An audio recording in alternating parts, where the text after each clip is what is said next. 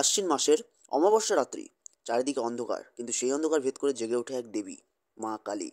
আজ আমরা জানবো কালী পূজা প্রথম কোথায় শুরু হয়েছিল আর কে ছিলেন সেই ব্যক্তি যিনি এই পুজোর সূচনা করেছিলেন। ইতিহাস ঘাটলে দেখা যায় কালী পূজা প্রথম শুরু হয়েছিল 1700 শতকে।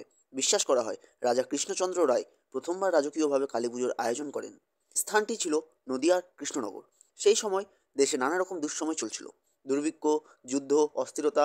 রাজা বিশ্বাস করতেন মা কালী তার রাজ্য ও প্রজাদের রক্ষা করতে পারেন, তাই তিনি এই মহাপুজোর আয়োজন করেন অমাবস্যা রাতে।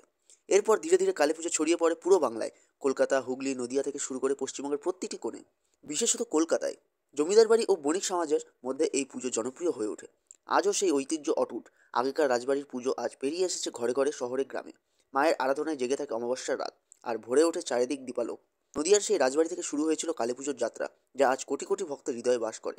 মা কালী শুধু ধ্বংসের প্রতীক নন, তিনি রক্ষার, শক্তির আর ন্যায়ের প্রতীকও বটে।